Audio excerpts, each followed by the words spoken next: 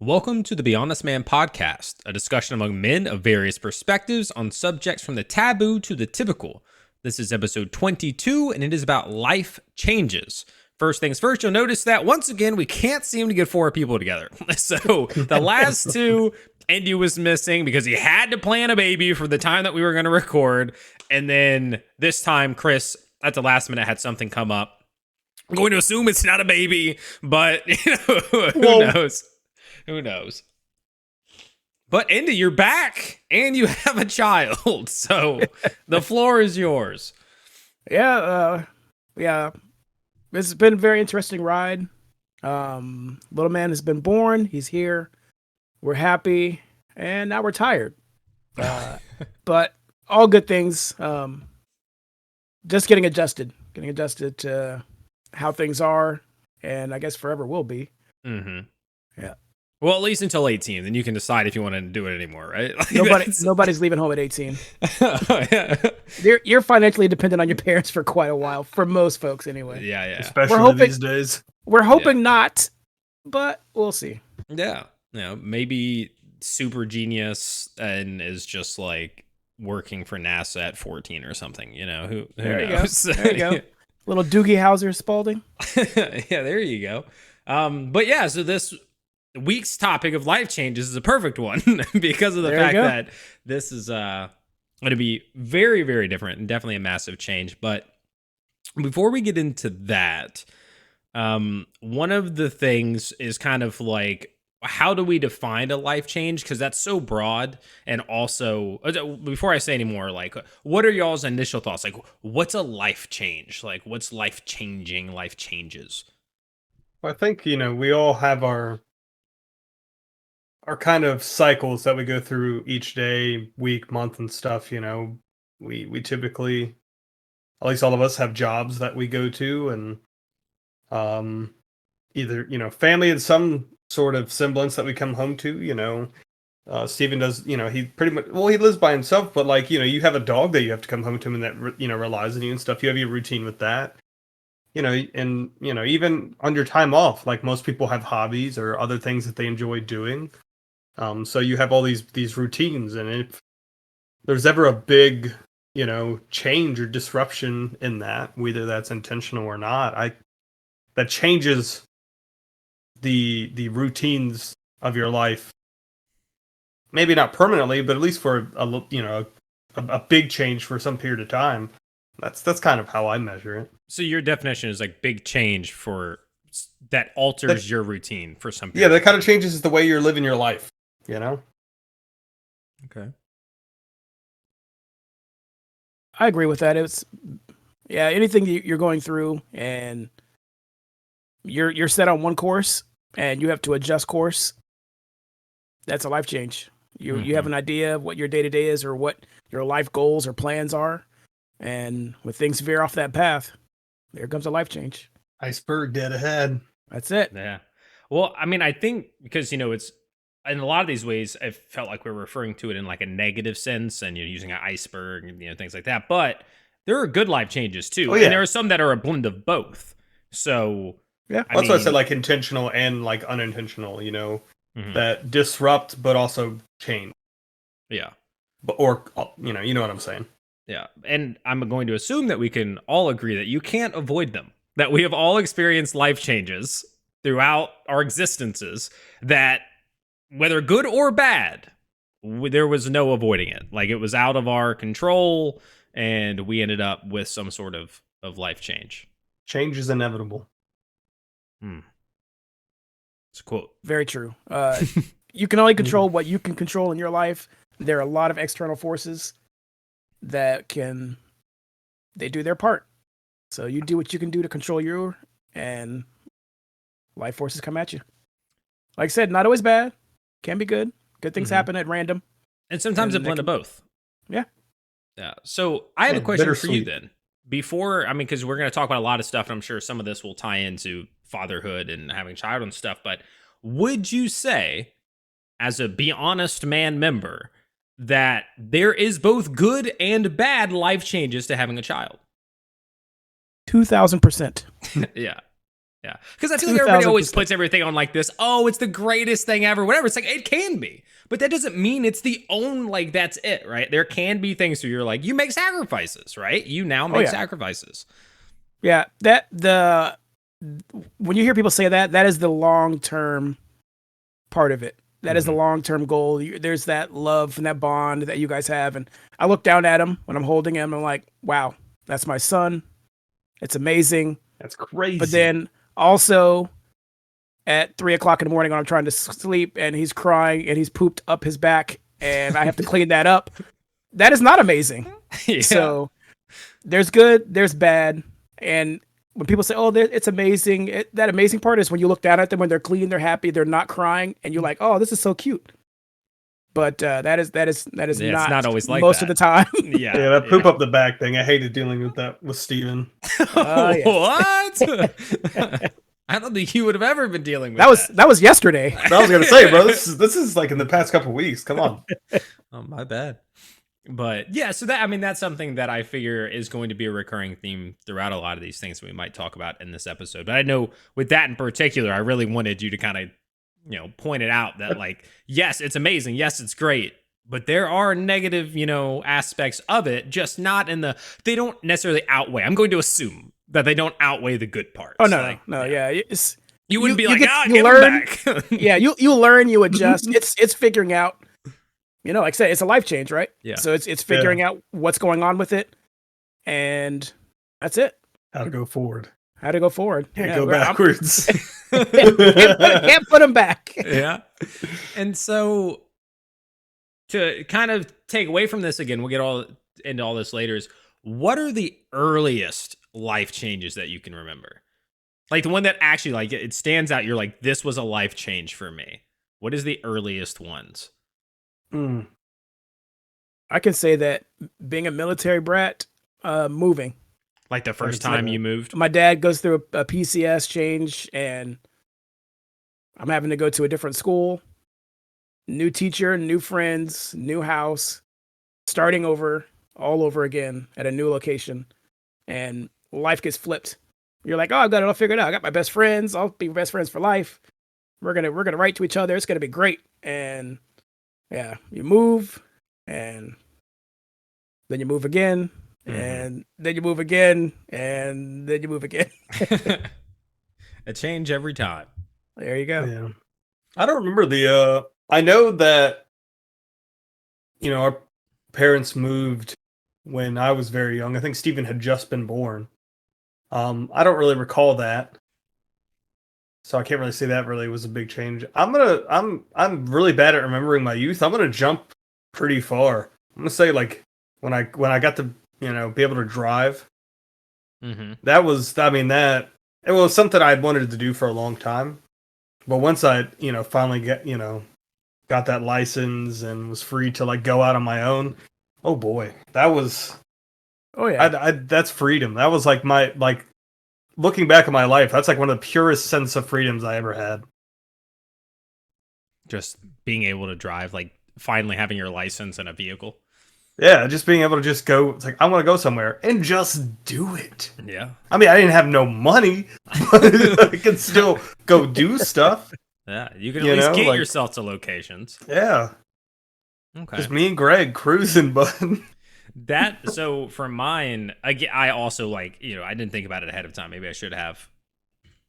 But I don't have like this thing prior to, basically I decided that my answer now is going to be like meeting Roland and Greg. They happen at different times or whatever, but like those are two things that altered like the course of my life. Like I had spent so much time at Greg's house. I got to experience video games I never would have experienced at Greg's house. I got into Counter-Strike from Roland. I got into Magic from Roland. I got into skateboarding from Roland. I got into paintball from Roland. And so meeting each of them, because of the impact that it had on my life, the course of action, again, the Roland one led me to work for the last X number of years because of Counter-Strike and stuff like that. So yeah, I would say one of the first changes in my life into how I kind of like continued to move through it would probably be meeting Greg and Roland. Do you guys have like specific friends that you would say did that for you in your youth?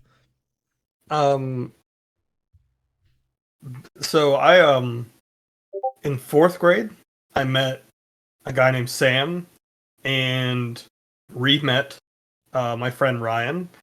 Me and Ryan, when my family first moved to Hampton, they lived on the street, and Ryan's backyard and our backyard back together. Now we were like 3 years old at the time, but we were friends, quote unquote. Um, and then family moved, and then I met him again in fourth grade, and my mom was like, "Oh yeah, you guys know each other," and it's like, what? But anyways, those guys would go on to be. I mean, we were friends pretty much through elementary school, middle school, high school, and ended up being, we made movies together, like little home movies. We formed a band, and we played in a band together, and we pretty much did everything together. Me and Ryan especially for a long time, and it's really shaped a lot of who I am today, who I kind of went through as a kid and a teenager and all that, just bouncing stuff off of them, and we all influence each other a lot. So that would probably be big ones. I don't know if any friends have really influenced me, I guess, or had any major life change effect on me. I guess I did have one group of friends that, like I said, did a lot of things together, and they did help shape a lot of my youth, just because we did everything together, and everybody kind of had their little points to add to our friendship. I don't know if anything was life changing about it. I mean, I still talk to those guys. I don't hang out with them because they're all dads. I'm the last dad in that group of friends from high school. You finally got your pass. You can join the. You got your dad card. I told them, I was like, "Hey man, you guys can have kids, some more kids." They're like, "Nah, bro, we're done with that." My kid's 10, 12. I'm not going back. Jeez. But I have one friend who had I'm gonna say it's an oopsie baby, and their kid is about a month before ours, and they were at the baby shower as well. My friend Richard, he used to live in the street behind me, and he just moved back to Virginia not too long ago. But yeah. Okay. And then going from the earliest one, what's the biggest life change that you've ever experienced? That's a good question. Yeah. It's I tough. think the common theme for me on this episode, Yeah.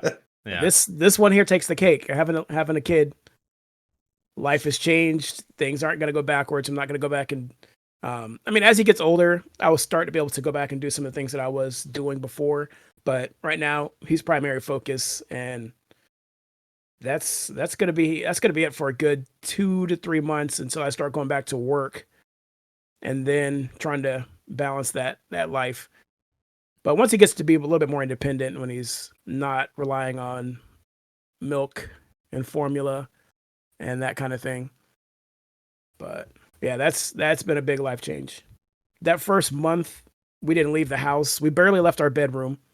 And it was just take care of baby. How are we going to sleep? Why is he crying? Let me get Google out. What is he doing with this? Why is he making that sound? Do we need to go to the ER? Like, yeah, it was crazy. It was crazy. And after the traumatic birth process that he had, that was life altering for me and my wife. It was some scary stuff. And I didn't think it was going to be like that. Mm-hmm. For sure. We thought we were going to go in there and let's bring our Nintendo Switch because we're going to be in there for 3 days while you're going through induction. And wife had 3 contractions. Nurse came in there and they were like scrubbing up for OR, and they put stuff on me, and son's cord had prolapsed and it was cutting off his blood oxygen supply, and his heart rate was dropping, and they rushed us off to ER and had to pull him out through emergency C-section. That was life altering. Yeah. Yeah. Were you, not to get too in depth, were you present for that? So they came in for the ultrasound. They had, her wired up to monitor her heart rate and his heart rate. Mm-hmm. And after a couple of contractions, they noticed when she would have her contractions, his heart rate was dipping. And That's when because they're like, okay, the cord was prolapsed, so she's tightening down, and it was cutting off exactly. And circulation in the cord. his head was pushing onto the cord, cutting off his Yeah. supply every time she Yeah. was pushing. So For- they had to push his head up off of the cord, wheel her back into the OR, and I was back there until they put her to sleep. And I wasn't even supposed to be in there for that, but they wanted me to stay in there I held her hand while they got her incubated and put the anesthesiologist came in and did his thing, and they're like, all right, you got to get out. And they did their business and pulled them out. And 10 minutes, not even 10 minutes later, they came back in. They're like, get your phone out. Your son's here. I was like, everybody's fine. They're like, everybody's fine. And I was like, okay, thank the Lord. All right, yeah, seriously, that had to be a stressful 10 He's minutes. like, fuck the phone, bro. Where's my wife? Yeah, they pushed me out of the OR room at first. One nurse was like, what are you doing back here? You're not supposed to be back here. They pushed me out. And then the nurse who pulled me in there, she was like, get him back in here. He's supposed to be in here until she goes under. So they were like going back and forth. And I was like, what's going on? And they didn't really say too much. They just kind of jumped into action. And I obviously didn't need an explanation. Just do your job. I don't really care why. Yeah. But yeah. Yeah, like you're not trying to get in the way of this. No. Like if I got to step to the side, kick me out. Yeah, like, push me out. Do that's what you got to fine. do. Yeah. Wow. Yeah. So that's like a life altering, but then followed by Kind of traumatic. the life change. How's her that you have. healing? She's healing up good. Yeah. And like I said, I haven't really processed what happened. I mean, I might need therapy after this. Yeah. I know they offered her services while we were there. They're like, things didn't happen as planned. It was very crazy, chaotic. And so Well, for they offered mental services for that. Yeah. And anybody, I mean, should take them up on it. For those that don't know, a C-section, especially, I'm assuming, maybe even more so, but probably not that much different. Emergent. It's a very brutal experience. It's a brutal process. It is not clean and cute. No, Just like they literally had her on the table. They splashed iodine. They just threw iodine everywhere. It was all over all the nurses. They just threw it on her, and the OB was standing there with the scalpel, waiting for her to go under to cut. Like she was ready with the blade, and I was there waiting for all that to happen. So it was crazy. Yeah. Well, we always push. Go to talk to somebody, go whatever. Yeah, so it's your turn. Like that. Oh yeah, it's here. It's your turn. Perfect brain, not so much anymore. Happy brain, you got it. Well, it can be. We're not saying it's but maybe do that. So Sean, biggest life change since. Oh boy, I done forgot. Well, actually, so there was a couple things, and I'm trying to think of what had the biggest effect. Not necessarily what I felt. Like, wow, this is really life changing. Because a lot of times, you don't really think of like things until you look back, right? And one thing I thought of was, so when I was down in Carolina, I'd gotten fired from my job and picked up some. I just worked on different farms, just doing kind of odd jobs and making money. And I was staying with my then girlfriend, now wife, and I had no idea what the hell I was going to be doing. No idea. I was just I was coasting. I don't even know if you call it. I was more floating and trying to figure out how not to drown. And I was like, I want to serve. I want to do something. I'm going to go join the military. Like this is what I'm going to do, and it's going to fix it, and we'll be good to go. Well, I went, and they were like, nah, son. And so the reason being that I have a history of mental illness, and at the time the military would not accept anybody with a history of mental illness because they want to be the first to give it to you, I guess. I don't know. But They want to be the first. Jesus. No, they just don't, You can't come in broken, we break you. Yeah, exactly. Like What you're more the heck? susceptible, so it's not a good look. The guy tried, but his the guy above him was like, no. He was like, yeah, but we could do that. He's like, no. So I got blacklisted from doing that, and then I decided I coasted a little more, and then I was like, what can I do? Like I feel like I want to do something. I want to serve the community. I want something with what I perceive as honor. So I was like, I don't know, I could go be like a firefighter. I didn't want to be a cop. So I started volunteering and then got hired, and that led me, on the path that I am today. And just that one kind of decision. I mean, I can't imagine what my life would be like if they'd been like, sure, dude, because I was gonna sign up right there. I was literally, they were like, hey, you want to join? I'm like, yeah. They're like, hey, here, sign this, and I'm like, sure, dude, and then it's done. You know what I mean? Like, it's just kind of crazy to think back how drastically different. Like, I wouldn't be back in Virginia probably. I would have probably not stayed with. I don't think our relationship that new would have survived.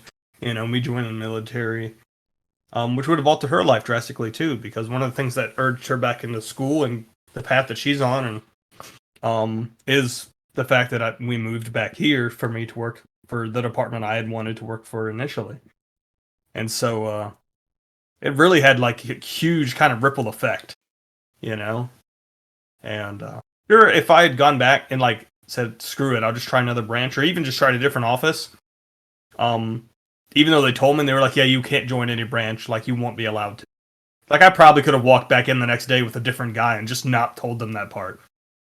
But I didn't, for whatever reason. And yeah, it's just kind of wild. Like one kind of decision can have such a big effect. Yeah, like everything that my life is right now is because of that.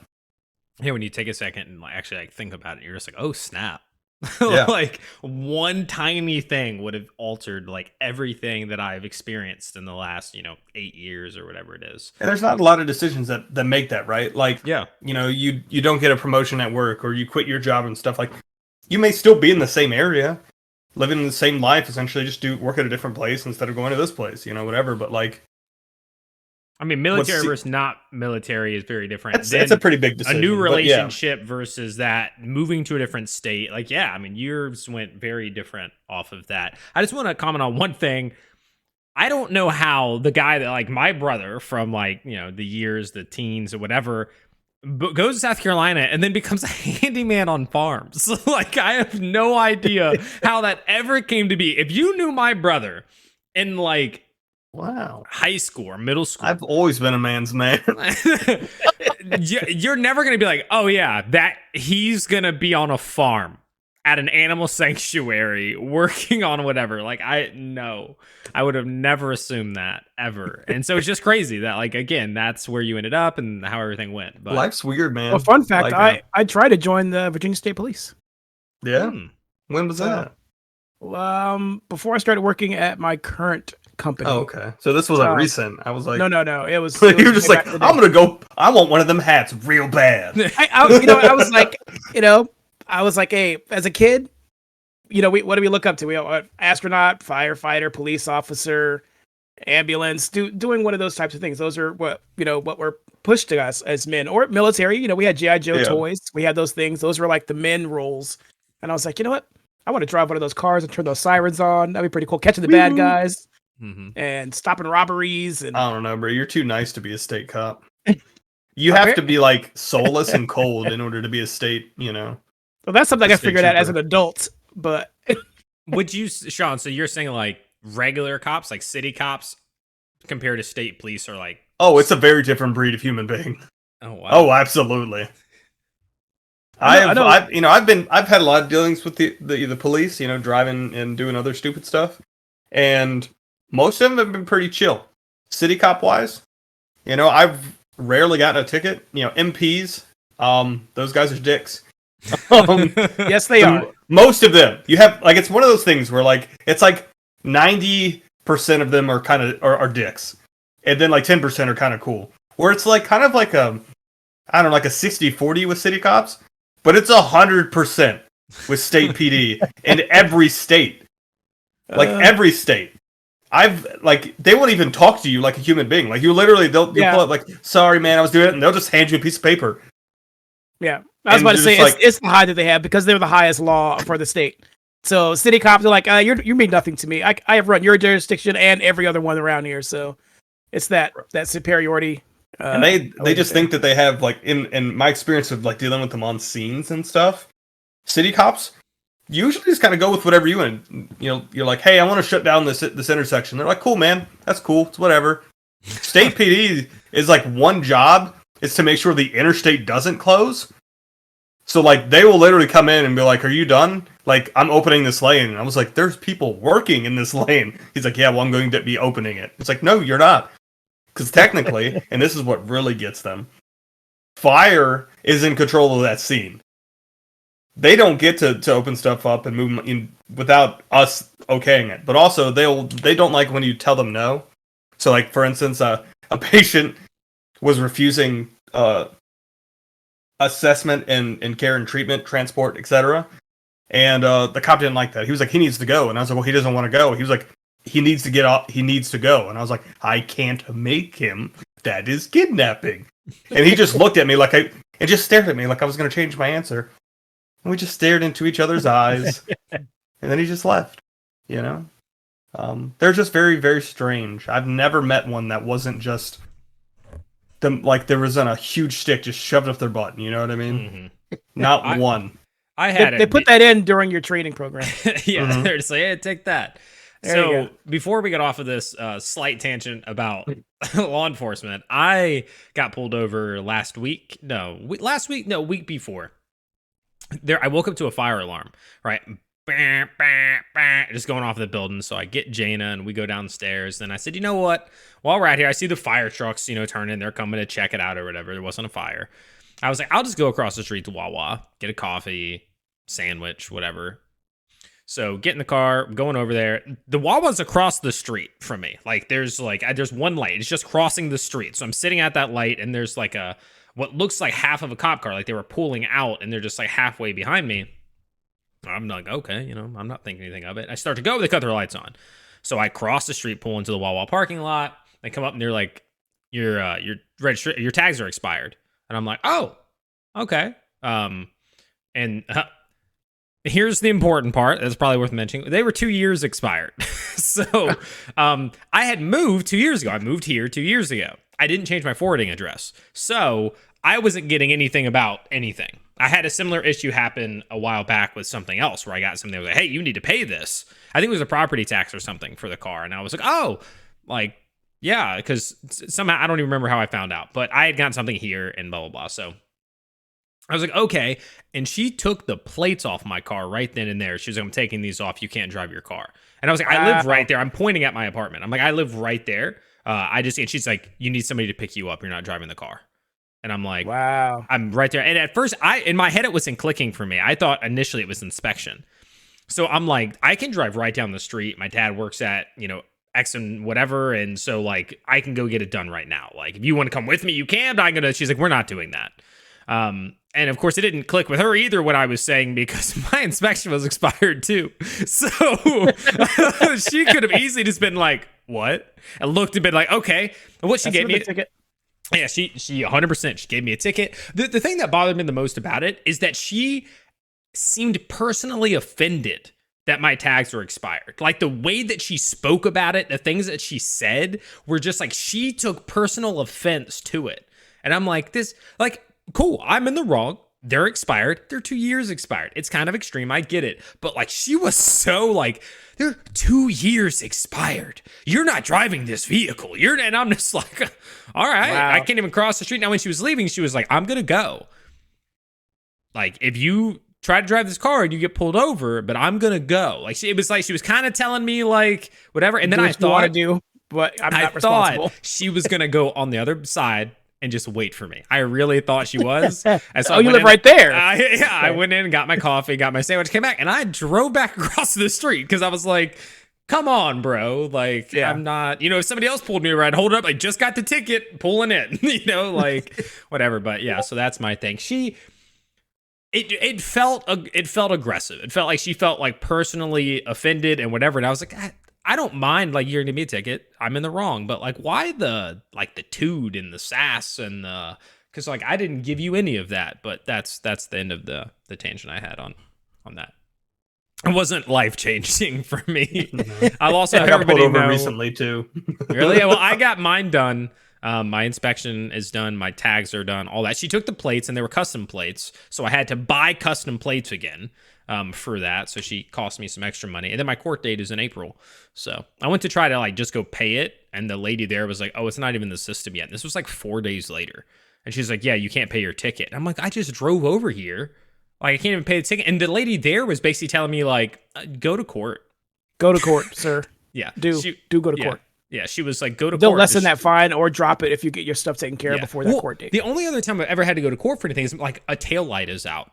That's it. And I told them the same thing. Again, my dad works at a car dealership. So if you tell me, hey, this is wrong, I get it done. Like, it's not a problem. So she's your taillights are this guy. Was it your taillights out? And I was like, okay, I'll get that fixed right away. Writes me a ticket. So all I did was go into court, hold up the 2-pack with one of them out and be like, I got it done. The judge was just like, okay, you're good. And I'm like, why did we go through with all of this? Like, so funny story on that as well. I also got pulled over in Hampton long time ago for a taillight. I was going right up the street. I lived across the street from a fire station, and I was going up to the grocery store that was right next to it. Went up one light, went and turned to the next light, and turned into this grocery store. Police officer pulled me over. Hey, son, your light above your license plate is out. I was like, oh, okay, no problem. I'll get taken care of. He's like, all right, license registration. He comes back. He's like, all right, so here's your ticket and here's your court date. I was like, what? I was like, for a bulb? Like, no warning. We're going to go straight to a ticket. mm-hmm. And I was like, okay. But I went to court and the judge threw it out and he yelled at the police officer. He says, don't waste my time with this stuff. I was like, wow. So that was pretty crazy to see. He was like, don't waste my time with this stuff. And he didn't say stuff. Well, that's why. So this one I thought it's like, okay, I don't know, like if it says in there, it's like this was a 2 years expired thing, the judge might be like, hey man, so how did you let this happen? And I can tell him like I moved whatever. But I was willing because my mom was just pay it. Don't go to court. Because she thought that there was going to be like extra court fees and everything else. And I'm like, no, you pay court fees regardless. Yeah, exactly. Yeah, you pay the court fees no matter what. Exactly. When I went into the lady and I said that, she was like, oh no, that's your ticket's only $30. The other 70 or 80 is actually the court fees. So you might as well go. And I'm like, you've paid for the date. Might as well show up. Yeah, that's it. So. Okay, well, we've already gone on. So, Sean, what did you get pulled over for? Anybody who's listening, if you want to skip ahead, go. We're saying it really late, but we're gonna continue this discussion. Then we'll get going. They pulled me over for they said that I didn't fully stop at a stop sign. I feel like that's happened to you a lot. Oh, I think that would fourth or fifth time getting pulled why over don't you just stop, Sean? Can't stop me. Think anybody could stop me? Can't stop. Won't stop. I think it was in like an empty parking lot and over at PTC, and I think I just kind of did a California, roll and just moved through and pulled me over. And it was two. There was a trainee and then the regular officer. And the trainee came up and he was in full just out of the academy mode, He's this young kid. Couldn't have been more than like 18, 19 years old because they lowered the age, hiring age in our city because they couldn't get any cops. They went from 21 to 18. So right out of high school, there's like, here's a gun. So anyways, he, and he's just like full mode, like robot mode, like license registrations, blah, blah, blah. I'm pulling over because this, and I'm like, okay, all right, man. And his other one rolls up and he's kind of looking at me. And I was like, what's up, man? He was like, I know you from somewhere. I was like, yeah, man, I see you all the time. I work for the fire department. He was like, oh, what's up, dude? I was like, hey, man, blah, blah. He's like, all right, we'll be right back. They go back and come back up and the guy's just kind of smiling, and the rookie's just like back into that mode. He's like, all right, I'm not going to write you a ticket this time, but, make sure you stop. I need to get some information from blah, blah, blah. It was very, and I'm like, I'm just on lunch for like the paramedic class, like we're just taking lunch. And so I'm just like on my way back. And I was like late coming in. I was like, sorry, I got pulled over. But no, I've been pulled over for that a couple of times. Well, I only got a ticket twice. Yeah, first responder privilege, baby. Yeah, let's go. Everybody pay attention to that. My dude walks in and he's like, oh, you're in the fire department. Okay. Well, let me tell you this. There's two ways also, and I don't know if I should put this out publicly, but if you are a contributor to the Fraternal Order of Police and they give you that sticker, you put that sticker on your back window, I've gotten out of a ticket that way. Because my parents were contributors when I was young, and I had my 16-year-old. I was 16 and I had my first car, my little 1985 Toyota Camry 4-door with rust all over it. But as I had the stickers. Does. Yep, I had stickers on the back window, like 3 or 4 years of consecutive donations to that FOP. And the officer pulls me over, and I had my brother in the car, and I was speeding down one of our main roads in our city. He was like, son, you know how fast you're going? And I was like, yes, sir. He was like, do you know what would happen if you would have hit an object right now at a dead stop? You would have taken out you and your brother, and you would have been responsible for that. And how would your mother feel about that if both of her kids were gone in one fell swoop because of the way you were driving? And I was like, okay. Damn, son. And he was like, which one of your parents, or do you have somebody in your family as a police officer? And I was like, I think so. I don't know. I didn't. But I was like, I think so. He was like, I see the stickers on the back of your car. And I was like, yeah, my parents, that's them. He's like, well, you go straight home. And you think about what you did here today. And I was like, oh, okay, sir. And so that got me out of that. And then my brother was driving my dad's car, and my dad was or is a Mason. I don't know if he still is or not, but he had that sticker on the back of his car. And my brother got pulled over in my dad's car, and the cop was like, whose car is this? And he's like, it's my dad's. He's like, give me your dad's number. And he called my dad, and then he came back to my brother's car, and he was like, go straight home. Do not stop anywhere. Your dad's waiting for you. Stickers on your car, man. I'm about to just line mine up. A whole back window is just going to be different things that I think people might agree with. And it's who you know, man. Get that thin blue line sticker. That's that second first responder privilege.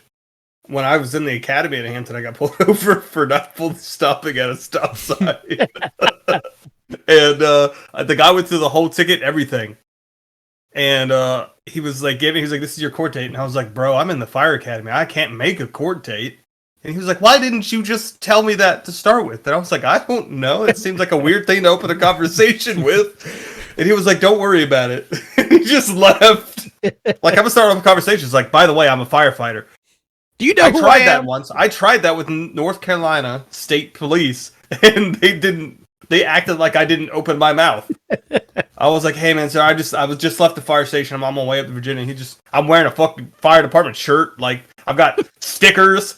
And he's just like, license registration. Came back, handed me a ticket, just walked away, didn't say nothing else. He's not playing with. Not impressed. They don't count themselves. That's it.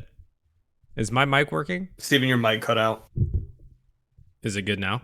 It's good now. Okay, cool. We're going to leave that in. So, I don't want to edit that. I was about to write down the time. But hey, guess what, guys? I just said a bunch of stuff. You didn't get to hear it. Okay, Fun back stuff. to the actual conversation. So, Andy, you gave your biggest life one. Sean, you gave your biggest life one. I feel like I had two that I was going to mention. Was he getting pulled over? No, it wasn't getting pulled over. Dang. Oh, one I would say, and this is this super cliche thing that I would sound when I starting to work at GNC, I think was a big point for me because something about that, I started to go to the gym, and that kind of made a big change for me because, I always say the super cliche thing where I say like it kind of lit a fire. Like, I discovered when I started working out and seeing progress, like, wait, if I put effort into things, results come. And then all of a sudden it was, I'm going to go back to school. And then it was like, okay, I put in effort. And then it's like, wait, I'm not going to community college anymore. I'm going somewhere else because I got really good grades. And it's like, all right, now that I'm there, I'm going to get a 4.0 in one of these semesters. And it was like one semester in, I'm getting a 4.0 because it was like, wait, effort leads to results. And so like that was just like this clicking moment for me, where it was like, if I actually do the work, things happen. And so I went from, I always describe it as just lazy, overweight, typical, gamer dude who stayed up all night, drinking soda, eating bad, doing whatever, to a more healthy, more active, more driven and disciplined. Not that I'm perfect or that I've ever achieved the body I actually want, but like way more in that direction than I ever was. And then but those are the days, bro. Yeah, I know. I look back eating sometimes Doritos and I'm like, freaking all sometimes night. I'm like, sleep until like 2 a.m, waking up, eating a breakfast of freaking pizza. Oh my god! I look back and like sometimes, I'm like, man, those were like, I think back to when me, Chris, Greg, Charles, we used to go to Hooters every Tuesday for all you can eat wings every Tuesday. And at a point, I would go and I just started to get like a grilled chicken sandwich. And I look back and go, man, think about all the good wings I could have eaten and all the tasty and all the, like all those things that I just like stopped doing because I was like, oh, I can't do this. And just random stuff like that where I'm like, would I be happier if I just didn't care about like what I was eating and how much of it and like all those sorts of things. So No. just thought experiment, like whatever. And then the other one, which is, so that one's more like positive, whatever. And of course, the second one is losing somebody that you were close to or had an intimate relationship with. The way that alters, and I don't know if, Sean, I don't think you have, and Eddie, I don't know if you have, but and not everybody's affected the same way either, right? So this is just my experience, but the way that it literally has altered everything, and I mean this, like almost everything that I view from that, time, August 2020 until now. When things happen, my mind views them in a different way. I think about death all the time now because of it. Where it just like, it was a life-changing thing. Like I wish I could go back to before because of how much differently I see the world, and most often not in a good way. Like people are always like, oh, it'll like open you up and you'll start to care more about things and find passion, and because it's a limited time and all that. Well, that's not what happened to me.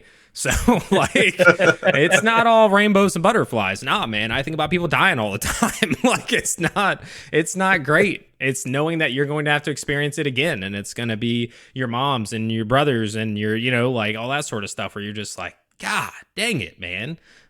It's not all because I was lucky and I hadn't experienced something like that to that extent. Somebody who was close to me up until I was freaking, near 30. And so I was very lucky in that regard, but then it hits you and you're like, crap. And so that was a big life-changing moment just because of the impact it has had in the years since then. So, oh yeah, I know. I've lost somebody that was close to me. He's actually supposed to be at my wedding. His suit is actually still hanging up in my house right now in my laundry room, because I didn't know what to do with it, and so I just left it. They still got his name on there, Brandon Bates. It's still hanging up here, full suit. He's been one of my groomsmen. And he ended up with cancer, and he was gone. And I was supposed to go and see him the day before he had passed. I had a hard time trying to get up there. Life, work, everything gets in the way. And it's one of those moments I was like, I wish I would have gone up there. Mm-hmm. But I also noticed that after my wife's traumatic thing, I don't process things right away. And I kind of touched on that earlier. And I went to Brendan's funeral. He had like an Irish funeral. We just went to a bar. He got cremated. We went to a bar and we all just drank and hung out and had a good time in his honor because he didn't want one of those sad church things going on. Mm-hmm. But I didn't cry then. I didn't cry when he passed. And I was sitting at home at some point and I was just like, started tearing up. And I was like, what the heck is going on? And I was like, my friend's gone. And it took me a month, dude, to process that. So, but I didn't process it right away. And so I guess that's my way of dealing with it. I don't know. But. I mean, everybody deals with this stuff differently, but I've heard that stuff before, and it's typically from the people who like just want to be strong through everything, or almost want to lessen impact, or not in like a selfish way or a bad way, but just in the sense of like protecting themselves. Like, okay, if I distance myself from it, I don't need to cry. Like I'm not that, whatever, but like at some point it catches up to you. And that's where, people say like, feel it, because when you feel it later, it could be worse because you just let it sit and build up and all that sort of stuff. But nah, man, I cried all the time. Yeah. Like I was devastated for the longest time. I used to, and this, then we can wrap up this part of it, but I remember it was like 9 months later and I was still talking out loud to somebody who had died every night. I'd go for a walk with Jaina every single night and talk out loud to somebody who was dead. And I'm just like, this is kind of weird. Like, to each their own. But yeah, I would just be walking and say random stuff and whatever. And I was like, oh, whatever. And that went on even after that 8 or 9 months. But it was like 8 or 9 months where I was like, okay, like, is this where somebody would be like, hey, man, you should probably really like, figure yourself out. But yeah, so one of the next questions, we've kind of dug into this, so maybe we don't have to as much, was kind of like, how did the largest life experience or changes that you had change you mentally, emotionally, physically, the way you see things, that sort of stuff? Again, I know we've touched on some of this, but is there anything you guys would want to add? Sean, for your experience, Indy, for you with the kid and stuff like that. No, I mean, it wasn't necessarily that moment that had the long lasting effects. It was more of what came from that. You know, going. I guess like the fire department academy. And I was kind of lucky in a way in how that one was run. Was the first real semblance of something with kind of like this paramilitary order of any, or really any like strenuous order of anything. Because we went to public schools, you know, and our mom, you know, she had rules, but it wasn't like super strict, you know. It wasn't, you know. So you got some structure and discipline. Oh yeah, like it was just an extremely different scenario than anything I've ever experienced, and I adapt, you know, well to pretty much any situation. You know, as Steven said, like, you know, I went from, you know, where, you know, we live now to being in South Carolina to moving in the middle of freaking nowhere and working on farms. Like, it was, you know, I can adapt, but it was just such an extreme kind of change of experience, that really had a lasting effect. Like, kind of like Steven was talking about with like having that effect of, you know, adding that discipline, you know, that whole, you know, work will bring the rewards sort of thing. I mean, after that academy, you know, I guess it just kind of reshaped how I viewed life a lot. Because it was, that one was run by like ex boot camp instructors, so like it was very militaristic. You know, there was lots of marching until our feet bled and climbing towers and doing all kinds of stuff that is illegal to make recruits do now. But it you know, it built a lot of character, I will say that. And then the camaraderie, you know, it was something I'd never experienced. You know, I have friends and stuff like that, but like there's a difference between having the friends you grew up with and the friends that you have nothing in common with that you made because you were all being made to suffer together. I mean, I still remember like all of the nicknames and different things and just everything about that. Like just so many. I have a terrible memory, but I remember so many of the experiences I had with a lot of those guys, and I probably remember more of that one than my second Fire Academy. Well, I think that one sucked more, not because of the how it was run per se, but because I had developed a sense of self in the fire service, and having to jump down from that pedestal of being, hey, I just got promoted to senior firefighter. Also, I'm now going to be a recruit again, and that's a slap in the face. You know, I mean, it wasn't run as brutally. In some ways, it was. In some ways, it wasn't. But day one, getting told, you know, to quit, that you're a piece of shit and you're not, you know, you're not a good fit for this line of work on stuff, and you wanting to just be like, bro, I've been doing this already. What do you mean? It's both of those things just created like such varying experiences and have really kind of helped me develop to where I am today. So I mean, like that long lasting effect, that ripple effect that had, and I could go on and on. I mean, I've had some stuff recently in the past like 3 to 4 years that have really changed me for, you know, pretty drastically, but I don't want to bore everybody with me talking forever, so I will pass the mic. I will say that for me, speaking on the past experience already with like my young experience of being a military brat, it has made me an outgoing person. Learn to make friends wherever I go. So, you know, you can either adapt or you can crumble in those situations where you're constantly having to move, constantly being the new kid, all those things. So I just made the best of it and kept a smile on my face and just went through it. So it kind of opened me up that way. So I'm not really a shy person, and I have no problems kind of getting into any kind of scene or fitting in or anywhere and figuring out what's going on. And emotionally, I think it opened me up a little bit too, in that same regard. Just meeting friends and having those relationships and having to constantly either end those or, you know, just forget about them. And that, I don't know. That may be where I start bottling things up. Maybe. I don't know. Maybe. Like, no point. But, I'm gonna move. Yeah, but with the other life change that happened here, the positive one with my son, and we've talked about this on all the other podcasts previous to this, but I gave up a lot of bad habits to get ready for this moment to come because I didn't want to pass any bad habits on to my son or just not be there physically because of my health or there because I'm on some substance drinking or doing something else. So I'm especially right now, I'm glad I am not a person that is drinking or doing anything like that because there's no time. There's no time. You'd have to do it during the act of like doing stuff. Yeah, and like, that's let me not get my. good. He has a bottle. I have a bottle, and we're just gonna see what happens. No, that's terrible. And Yeah. CPS would be at my door before you knew it. Yeah. So I don't know if I'd have that much faith in them, but yeah, I get what you're saying. But So, yeah, so I'm glad those things happened and changed me for the better.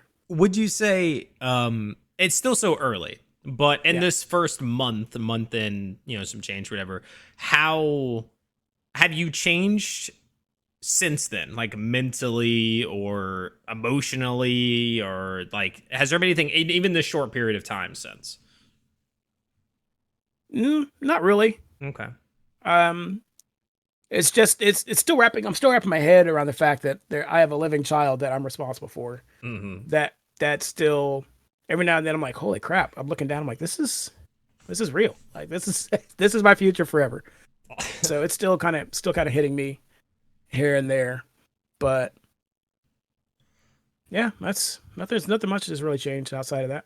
Okay. So another thing that I wanted to talk about with this, and this is the whole end of our show here is basically just all about you. So just be ready for that. We're just so happy to have you here. Yeah, we haven't had you the last 2 episodes, so might as well Right, focus in. And you had this big life-changing experience. So There you go. the build-up,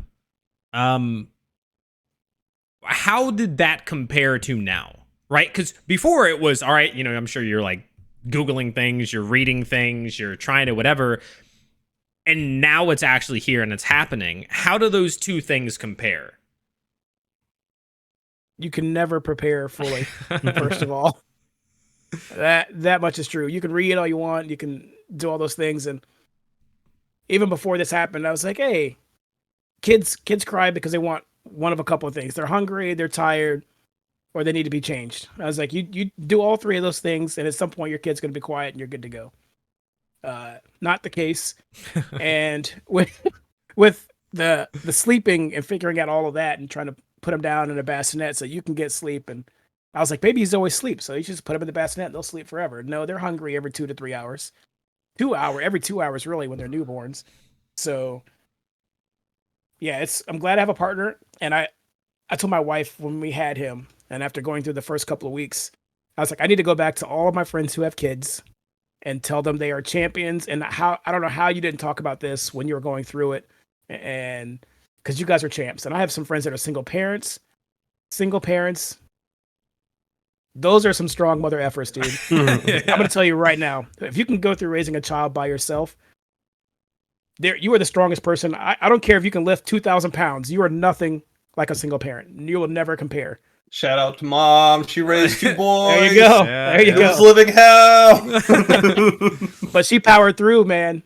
She's a beast. Well, I guess during the time that you're going through, she wasn't though, because I think I was 2 or 3 when they got divorced. So she at least had some support, whatever that support might have been, if any, or limited. But I mean, I'm sure, like even afterwards, just dealing with your personalities, 2 your kids needs, that are your between wants. 3 and 5, and that's Yeah. when you're like handling it on your own. Yeah, that's still got to Yeah, be. you're always hungry and just whatever. Yep. Yeah, just shout outs, man. I have much more respect for parents than I did before. It's not a simple task, and I never really thought about it, to be honest, because I never really cared, because I never thought I'd be on that path. So I was like, oh, that's for somebody else. So I don't really care. I'm not looking into it. I don't care what you're doing day to day. It's not my business, and you chose that. Good luck. With that, so we said you can never fully prepare, but for a life-changing event, again, we're going to use yours as an example. And Sean, I guess you could chime in with if you have some other thoughts, or how can you plan for a life-changing event? Like if you know it's coming, if you know something is about to change, if you know something crazy is about to happen, for instance, you're having a child, what are the things you can do? research, man, and that goes with anything, anything you're getting into. Whether you're buying a car, whether you're trying to get a house, whether you're trying to impress your spouse or whatever, finding out whatever they're into, finding out, doing whatever you can, any back research to get yourself ready. Like I said, you're never going to be fully prepared, but some preparation is better than going in blind. Mm-hmm. So, like I spoke about before, stopping my bad habits, getting myself ready mentally and physically to be available. That was one thing I did right away because I knew that I had to go. I'm just imagining if you had been like, I'm not doing it. Like, imagine if you had gone in blind. If you were dealing with everything you're dealing with right now and you had looked up anything, you had nothing. You're just like, here's a baby. No, all yeah. right. Like, yeah. Struggle bus. Yeah, crying. I mean, you're like, no. I'm still Googling things constantly. Yeah, it's like I said, babies come out and they don't breathe through their mouth; they breathe through their nose, and their mouth is only for feeding purposes. And I guess it's an instinct on survival. That's how they live. I had it back. Because when they're on the breast or whatever or on the bottle, they use their nostrils to breathe out of. So they focus on this. They don't breathe out of their mouth. But because my kid came out so small, and all babies really, but they make some weird sounds when they're breathing. And that's something I never really expected or planned for. And because he also was a C-section baby and not a natural birth baby, there's still a little bit of fluid that they're still getting out. So those first 2 or 3 nights, they send you home and they're like, all right, here's your baby. Go keep him alive. And you're like, what? You just let me go with this kid? Like, that's it? Like, this is crazy. You just let me walk out this hospital. I'm responsible for a whole human being. But we get home and he's coughing and making some weird sounds. And we're like, oh my God, what is that? All right, I'm getting dressed. We're going to the ER right now. And we're going to figure out what's going on. But they always tell you don't do that because that's the cesspool of disease going to an ER. So they're like, just leave it alone. He's fine. Babies make weird sounds. And you're like, but you didn't describe the sound. Yeah, I need to be able to hit a button on the Google search. I need a recording. Yeah. Yeah. So okay. Yeah. Sean, what any thoughts on how you can plan for life changes? Maybe any that you had or just in general? I don't know, man. I've historically just gone into everything blind. Like I said, the way my life ended up was a lot of it was kind of a backup plan, you know? I just was like, either that or I just fell into it. I've been lucky that everything's just kind of worked out for the most part. I mean, a lot of guys, when they want to try to get into the fire service, it takes years, you know? And I just happened to, I don't know, sneak in the back door, man, and made it work. And nothing wrong with a little serendipity. I will say that, I mean, to kind of piggyback off of something he said, you know, you could prepare and do all the research and stuff you want. It's not ever gonna like give you the real experience until you do the thing. And a lot of times, like, I won't. It's kind of too vague. I will say some stuff is better just going blind and just figure it out as you go. You don't want to go into everything with preconceived notions, at least in my opinion. Can we summarize with that whole line of like everybody has a plan until they get punched in the mouth? Like, is that kind of like the idea? Is like, I mean, you can have a plan, you can go in, but when you get hit, if that hit comes, it's how you react. It's not your plan. So is no longer there. I'll say this. So you could do the research. I'm the type of person these days that I do the research. Maybe too much. But you have to go in realizing that you know nothing. Just because you looked into stuff, don't think you know with anything. Don't go in there acting like you know. The worst kind of person is a new person who thinks they know everything. If you think you know everything, you can't learn anything. Stoics, bro. That's the Stoics. So you've just gotta, no matter if you do the research or not, go in with an open mind. You know, these days, the way I view it is like doing that kind of research. It just kind of helps with little stuff, right? Knowing the lingo. So I started to get back into jujitsu here lately, and is watching YouTube videos on guillotines and arm bars and stuff like that. I can go in there and just do them now? Absolutely not. You know how many times I've tried a guillotine and I have not once gotten some of the tablet. I just can't figure out how to finish it up. Like, get my arm there, but it's just the experience of doing it. But I know what it's called because I did my research. I know what the different mount positions and the different escapes and all that stuff is called. Do I know how to do them correctly? No. But I will say, like, a little prep can help, but just you have to keep in mind that like you don't know anything until you spent the serious reaction. time doing it. Oh yeah. So I don't know, man. It's Experience is always going to be the best teacher. yeah. Just And that's it. Just don't go in and expecting much. no matter what the life change is, just No matter. you're gonna have to experience it, whether or not you I think mean, it's a bad one you're going into or a good one. Like until Yeah. you're going through it, and it might teach you something, right? It might be that you went in and you thought it was all negative, it was all going to be a bad experience, and then you kind of find that silver lining, or you go, oh, this isn't as bad as I thought because you experienced it, and vice versa. You're like, this is the greatest thing, this is gonna be fantastic, and then you turn out to like hate, aspects of it, or it leads you down a worse path or whatever. So, or poop down the back. It just who knows? It could be the greatest thing ever. There's still poop. There's always poop. Just remember that. No matter what you're getting into, there's always poop. Let me tell you, bro. There's no truer statement.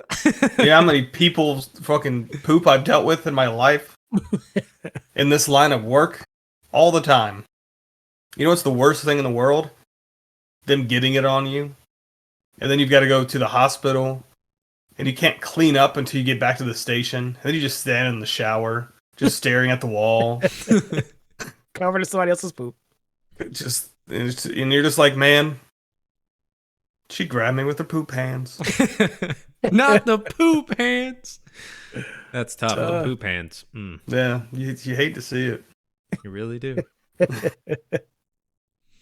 So the last thing that I had for our talking points is potentially a repeat. So if this is just you going, hey, I basically already said that with what we just talked about, that's okay. We can wrap it up. Basically, it was, do you have any advice? And I think that is what we just covered. So I will say and this doesn't even have to relate to just children, but going through, and like we said earlier, your scenario is not going to be the same as somebody else's scenario. My baby is not like everybody else's baby. Mm-hmm. I will tell you that sleep when they sleep, that is BS crap. That does not happen. Oh, sleep when they sleep. Oh, that's how you get. No, that does not happen. You're staring at them while they sleep because they're making all these coo noises and weird noises. You're like, what is that? Are you awake? Are you alive? And then when they get quiet, you're like, are you still alive? Why are you quiet? So that doesn't really work. Have you guys done where like shifts? Like That's how we do it. That's how you do it. Yeah, it's like you can go. So sleep he's on a 'cause 3-hour it's cycle. Okay. Yes, he's on a 3-hour cycle right now. So when that 3 hours rolls up and it's time for his next feeding, tap tap tap. Here's your baby. I'm going to sleep. See you in 3 hours. But yeah, and I would also say take your time and make your space, because I had a lot of family that was trying to get in right away, and we were still figuring out life. Wifey was still recovering mentally and physically from what she went through. And we weren't really ready for the guests that we had, but we had family that were trying to come over, and we're like, all right, come on over. You get 30 minutes or so. But, wifey was still, going through what she was going through.